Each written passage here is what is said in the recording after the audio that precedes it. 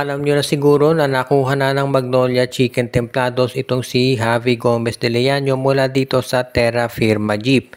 At ang naging kapalit niyan ay itong si Jerica Hanmisi at yung second round draft pick ng Magnolia. Pero ang good news dyan kung ikaw ay Magnolia fan, meron pang susunod na trade dyan na gagawin itong Magnolia. Patunay lamang ito na si LA Tenorio ay seryoso dito sa gagawin niyang build up para dito sa Hotshots. Alam ni Tenorio na nagkulang sa small forward ang Magnolia nang nawala ito si Calvin Abueva at William Navarro. Kaya nga kaagad-agad ay nabigyan niya ng solusyon yan sa pagkuha dito kay Javi Gomez de Leano. Kaya hindi na ako magtataka kung meron pang trade na gagawin ng Magnolia susunod para naman kumuha ng isa pang sentro na idadagdag nila dito sa kanilang front court. At yan syempre makatutulong sa Magnolia. Posible na si Kmar Carino o kaya si Christian Stan Hardinger ang kunin nila mula dito sa Terra Firma Jeep o kaya naman baka itong si Cade Flores. Posible rin na baka ang susunod na i-acquire naman ng Magnolia yung first round draft pick ng Northport Batangier. Nasa kasalukuyan ay pang number 4. So good news ito para sa Hotshots kung sakasakali na magtuloy-tuloy na yung pagkuha nila nitong mga players, lalo na at alam natin na magiging mahigpit ang labanan sa darating na bagong season ng PBA. Kung ano pa man, sa tingin ko magiging mas malakas ang Magnolia sa pagkuha pa lamang dito kay Javi Gomez de Leano dahil ito ay isang magaling na 3-point scorer.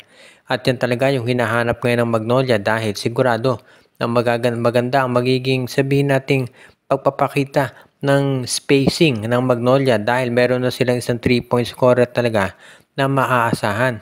Kaya sigurado na lalong magiging exciting ang darating na season para dito sa Hotshots sa ilalim ni Coach LA Tenorio. Samantala naman, ang Rain or Shine Elasto Painters ay isa pa doon sa mga teams ngayon na very confident dito sa chance nila sa bagong season ng PBA. Lalo na at ayon dito kay Coach Cheng Yao, makapaglalaro na itong si Luis Villegas.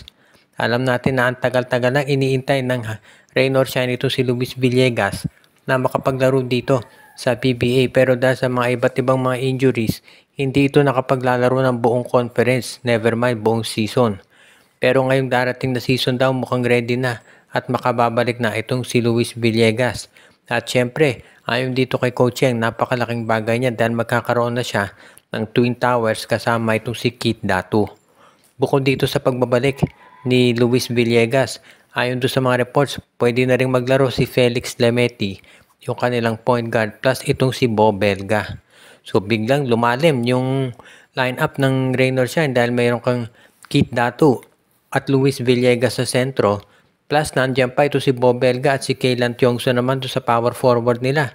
Nandiyan pa ito si Leonard Santillan. So malalim ngayon yung front court ng Rain or Shine Elasto Painters, kaya sa tingin ko magiging ready na sila na sumabay dito sa mga powerhouse team sa PBA. At alam naman natin na talagang yan ang pinaplano ngayon nitong Rain or Shine Elasto Painters. Yung gawing sigurado yung kanilang pagpapalakas ng roster para naman makasabay sila pagdating dito sa pagpili ng mga tinatawag ng mga players na magagamit nila para dito sa kanilang build up para sa bagong season. Tandaan natin, meron pang first round draft pick, 2 first round draft pick itong Rain or Shine. So magagamit talaga nila yan para magpalakas dito sa darating nila na season dito sa PBA. Kaya exciting to para kay Coach Yeng.